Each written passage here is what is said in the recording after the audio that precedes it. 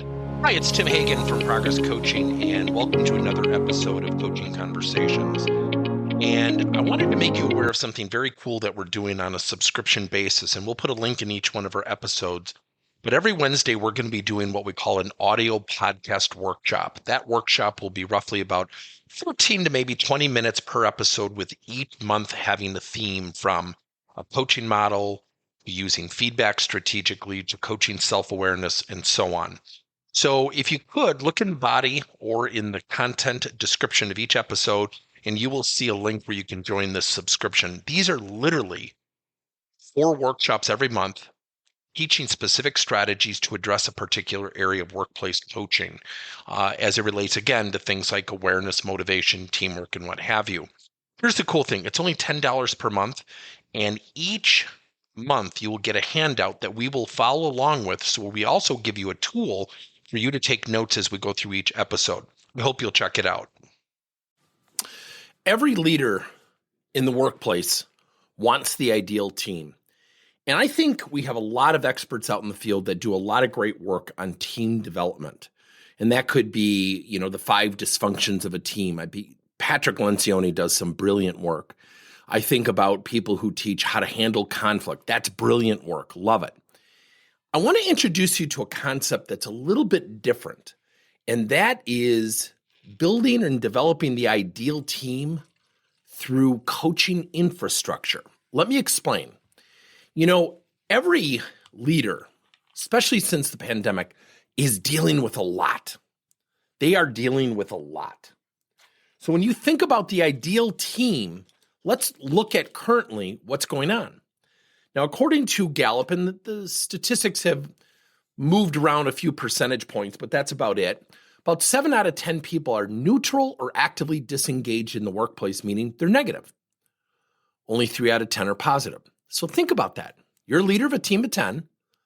The odds are already against you. So what if the team could be strengthened from within to move those odds of 5-5, or maybe 6-4, maybe even 7-3 in favor of the team and the leader? Yet, how do you do that? Here's the funny thing. We have to train and manage people to their jobs. We also know that people have career aspirations, or we have some people who just want to do their job and go home. How does a leader handle all that? Now, let's look a little bit deeper. Now, I've asked a lot of clients to share this with me. How often does the following happen? Someone knocks on your door, whether in person or virtually, and says, "You got a second?" And what I got from a number of clients, and this is not very scientific, about 4 to 7 times a day. And it's so funny because they say, "You got a minute?" It's going to be about 19 to 22 minutes. Times 4, that's about 1/8 of a leader's day.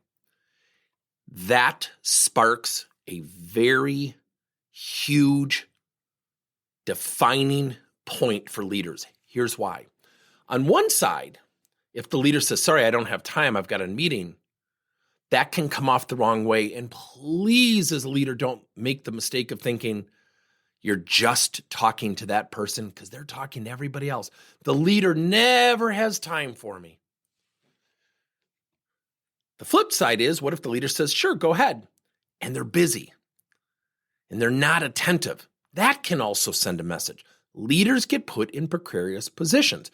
Yet we know the power of coaching. We know the power as a training reinforcement tool for our friends in learning and development and training. Yet what's a leader to do when the numbers are stacked against he or she? What if every team had a team coach? It's kind of like a captain on a sports team.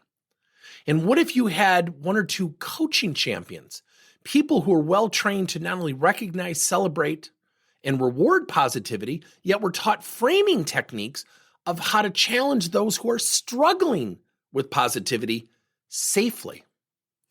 Every team should have a team coach.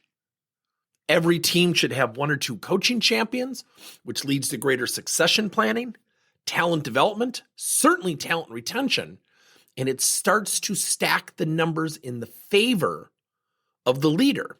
Now, I'm not against team development where some of the leaders talk about the 5 dysfunctions of a team, or, coming in and talking about conflict. That's all really valuable. Yet, what if functionally we strengthen the infrastructure of the team to support the leader to get the ideal team while providing employees personal value. Thank you for listening to another episode of Coaching Conversations by Tim Hagan and Progress Coaching. Now, our company is always coming out with new and innovative solutions to help leaders coach their employees.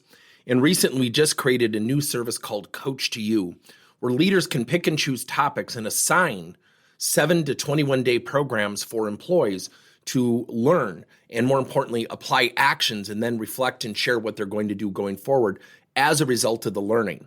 It's called Coach to You. We're literally bringing coaching to your employees. If you're intrigued, we'll have a link in each one of our episodes where you can get more information. And again, thank you so much for listening to another episode.